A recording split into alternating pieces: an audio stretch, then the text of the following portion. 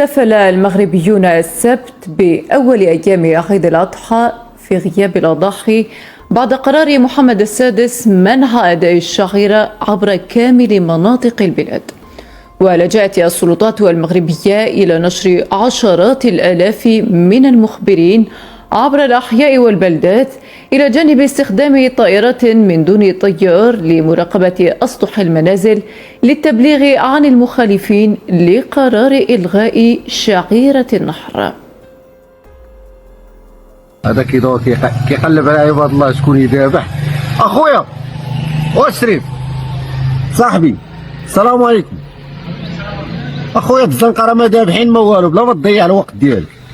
ما كاين لا بطانات لا. انا واحد لا فيديو كنضحكوا فيه مع واحد الصديق، ولكن الغريب في الامر هما الجاره الجزائر هزوا لا فيديو وقال لك اسيدي، قال لك ها انت المراركه يا جدك ايمن السرحاني مأثر عليهم، راه حشمنا، ولكن لا فوت ماشي ديال هاد الكراغله، لا فوت ديال الوجده اللي طالع عليهم الويفي فابور. اهلا وسهلا بالمتابعين. قناه الجزائر الدوليه حتى نهار العيد عيدت بينا. قال لك باللي عشرات الالاف ديال المخبرين وطائرات بدون طيار، وهادو غير جوج صحاب يونس وزكريا دايرين هاد الفيديو هذا كيضحكوا، فيديو تمثيلي فقط، والقنوات الجزائريه هزوه والدراري مساكن غير ضاحكين حتى لقاو راسهم في الاعلام الرسمي الجزائري. الدراري ضاحكين والناس اللي منك على القرص. تخيلوا فيديو تمثيلي سرحوا به بوصبع اللي باقي كيتسنى الكبش الروماني. ناري مسالي نقبكم.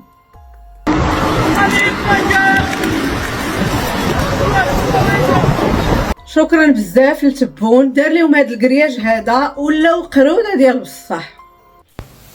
السلام عليكم، عيدكم مبارك وكل عام وانتم بألف خير. هل تعلم يا عزيزي المواطن ان احنا اليوم دوزيام جور تاع العيد؟ الناس مازالت تستنى في نقاط البيع ومازالت تستنى في الخرفان تاع رومانيا. البورطة عنابة حتى لدرك مازالوا قاعدين يخرجوا من عندهم في المواشي اللي بقات، على حسب معلوماتي عبالك بقات حوالي عبالك 9000. حتى لدرك الخدامة مازالت تهبط في البورطة عنابة والناس مازالت تستنى في نقاط البيع.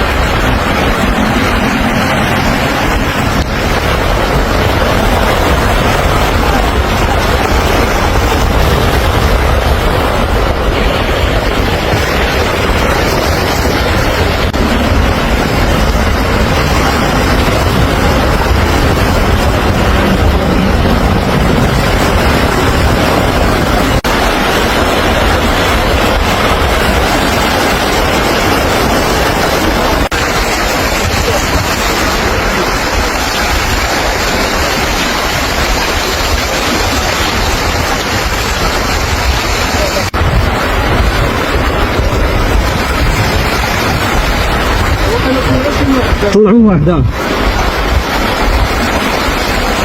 هو كيف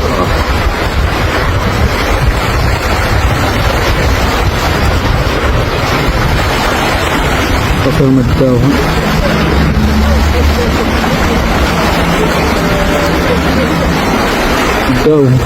هما هنا بزاف. شايف طلعوا هنا. هو الثالث.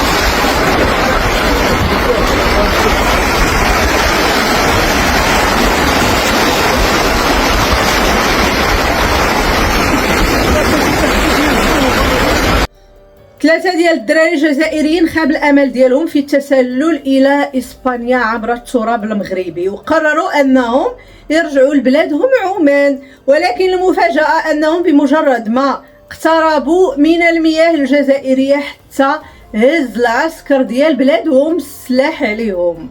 اي حيث العسكر الجزائري طبعا سحبت لهم انهم مغاربه متسللون وكانوا غادي يقتلوهم. تخيلوا، وكان هذا الحادث هذا غادي يتحول عاوتاني لمأساة بحال داكشي اللي وقع شحال هادي لولا تدخل الجندي المغربي، هو اللي نبههم وقال لهم اودي هادو راه جزائريين وماشي مغاربه. ومن بعد عاد تدخلات البحريه الجزائريه باش تسلمهم، بعد ما وصلوا لهم افراد من الوقايه المدنيه المغربيه لاسعافهم. ولولا تدخل الجندي المغربي كان الرصاص ديال الجيش الوطني قتل هاد الجزائريين هادو. وتخيلوا معايا دابا كونترا العكس، والله ما يعقلوا على المغاربه. هذاك العسكري الجزائري والله كون كان تيقن انهم مغاربه وكون راه قتلهم في البلاصه. التعليمات ديال النظام العسكري للجنود ديالو صارمه وواضحه، اي شخص كيدخل للمياه الجزائريه من المغرب يطلقوا عليه النار فورا. هادشي اللي كاين دون تحليل يعني لظروف الاختراق ولا النواه ديالو. العسكر ديال الكبرانات مستعدين باش يقتلوا المغاربه بدم بارده.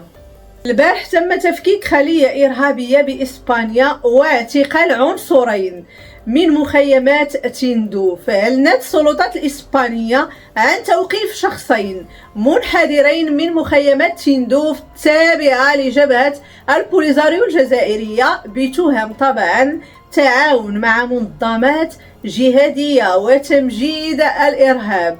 وكشفت تحقيقات أن واحد من المعتقلين هو من عائلة سفير البوليزاريو في الجزائر. وهذا الشيء هذا يؤكد أن البوليزاريو أصبحت بؤرة لتطرف الجماعات الإرهابية. خوتي السلام عليكم، ان شاء الله تكونوا بخير وعلى خير ان شاء الله. خوتي جبنا لكم بعض الصور باش نبينوا الشرفاء هذوما واللي يقول لك احنا وطنيين لان حاكمين الجزائر، ودوك اليوم تعرفوا شكون هما الوطنيين واللي يحبوا الجزائر ولا هم يخدموا للجزائر. هكذا خوتي راكم تشوفوا في الخنزير هذا اللي مورايا، هذا يسموه جنرال شنقريها، الناس قاع تعرفوا، هذا كان يقتل الناس في المديه. هذيك بنته اللي قدامه وين عايشه؟ في واشنطن في الامريكان، ولادو قاع عايشين في اوروبا، ويقول لك انا وطني وكان يقتل الناس في الجزائر. عنده بنته كذلك ميليسا، هذه اللي عندها الفضيحه الاخرانيه هذيك اللي خلصوها 14 طوزنه في الجزائر، في لندن، في فرع سوناطراك تما في لندن، يعطوا لها 14 طوزنه خوتي. وعنده وليده كذلك متزوج براجل في فرنسا. ربي يسهل عليك، ما على باليش بك حوف. المهم تخطي الجزائر هذاك الانسان هذاك. هنا يبين لك، شوفوا خوتي عايشين كاع في اوروبا وباباهم برك في الجزائر، يعني احلب وروح. روحوا للتصويره الدوزيام خوتي باش تفهموا اللعب. خوتي التصويره هذه، هذا هو احمد عطاف. احمد عطاف هذا كان وزير خارجيه هذا في الجزائر. هذا احمد عطاف شكون هو؟ هذا باباه كان حركي، كان يقتل، باباه كان يقتل في الجزائريين ويغتصب في النساء ويبيع فيهم لفرنسا في وقت الحرب الجزائر ضد فرنسا. والان ابنه هذا يا احمد عطاف ولا وزير في الجزائر ومتحصل على الجنسيه الفرنسيه، لان باباه حركي متحصل على الجنسيه الفرنسيه. وكذلك عنده بنته هذه اللي راكم تشوفوا فيها اسماء، متحصله على الجنسيه الفرنسيه وتخدم في فرع سوناطراك في حضره كاطار سامي خاوتي تاع بيناتهم.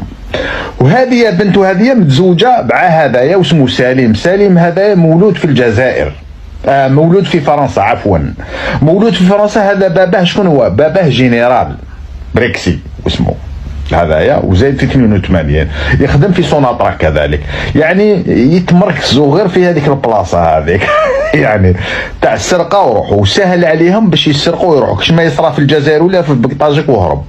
لانهم علاش الجزائر دايرينها بقره حالوب، ما تهمهمش الجزائر، متحصلين كاع الجنسيه الفرنسيه الاوروبيه. وعلى بالكم حنايا في الجزائر قانون هذايا يقول لك اذا كنت انت اطار سامي او مسؤول سامي كبير او عسكري ما عندكش الحق باش تحصل على الجنسيه الاوروبيه. ولكن في الجزائر تشوف هادو العباد هادو فاتشات ويجي يقول لك حنا وطنيين وطنيين.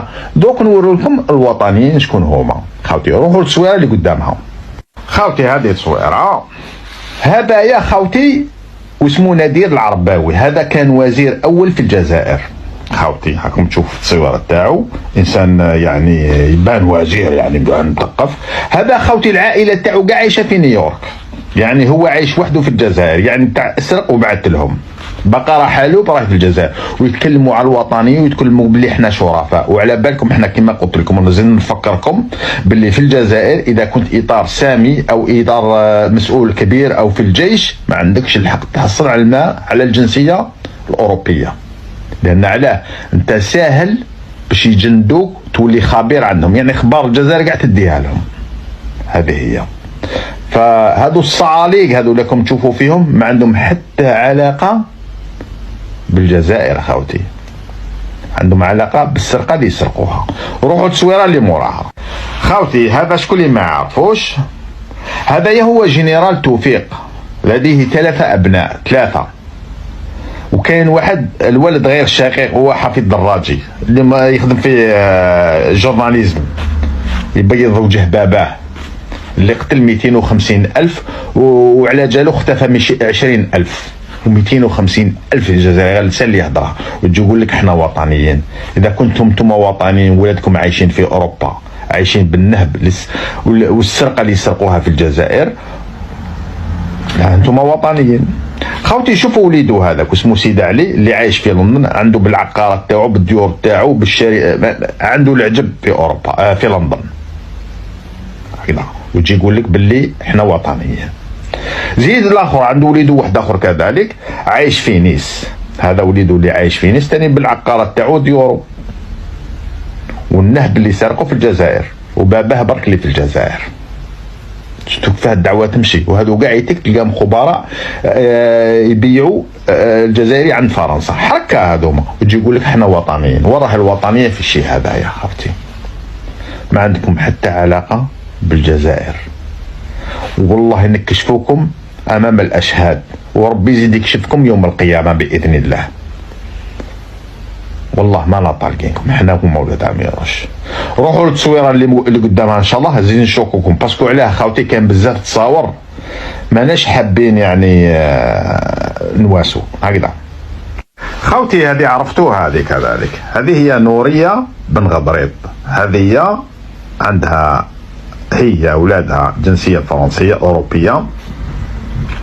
ليش متحصره على الجنسيه الفرنسيه؟ لان عندهم باباهم كان اكبر حركي عند فرنسا، وكان يدور غير مع القياده باباهم، لانه عنده صور. كان واحد الفيديو عندي هنا شوفوا على باباهم واش كان يدير. كان بسبب باباهم هذايا الاف الجزائريين اللي ماتوا، وكان دالهم هو اللي فتح المسجد الكبير، جدهم هذا ولا باباهم هو اللي فتح المسجد الكبير اللي في فرنسا باش يحكم به الجزائريين. خاوتي بنته هذه نهار اللي حكمت وزيره في الجزائر هي اللي كما يقول لك طربقت المنهاج الدراسي في الجزائر، ونزعت الخريطه الفلسطينيه من المنهاج الدراسي، حذفت البسمله، منعت ارتداء النقاب، منعت الصلاه في المدارس، لم يظهر لها اي اثر.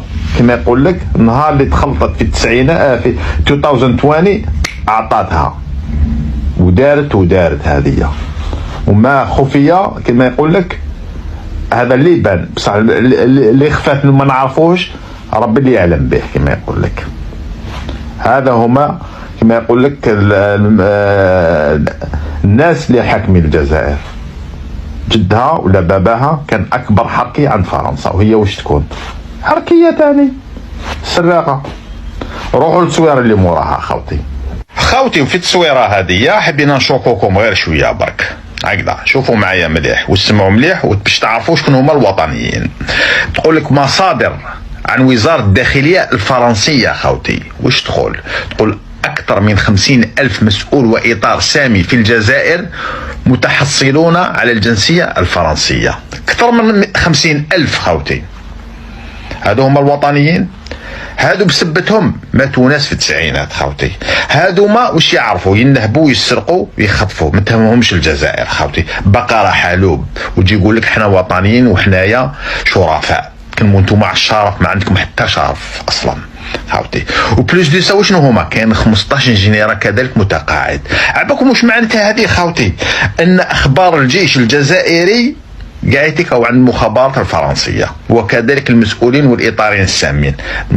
لأن علاش تكون انت إنسان عادي يعني نورمال شكون اللي يحوسها، بصح تكون إطار سامي ولا تكون عسكري والله العظيم مرجوز عند المخابرات تما وتكشف كاع الحية، يعني تبيع كاع واش يصرى بالجزائر. خاوتي هذو حركة هذوما، فواحد ما يجي يهفكم خاوتي. ناس تنهب وتسرق وعايشين بالعقارات وسارقين اموال باهظه وهاربين لفرنسا واوروبا هما واولادهم وكلش، ويجوا يحلبوا في الجزائر ويجي يقول لك احنا وطنيين. وراه الوطنيه في هذا الشيء، ما عندكم حتى شرف. نكشفوكم امام الخلق. وعلى بالكم القانون الجزائري وش يقول؟ يقول اذا كان اطار سامي ولا مسؤول ولا عسكري كبير ما عندوش حق يتحصل على الجنسيه الاوروبيه، لان على بالهم هذا شو. هذه ماشي فقط الجزائر، اي بلاد، لان تكون سهل باش يجندوك، خاصه العسكريين هذوما 15 جنرال متقاعد خاوتي.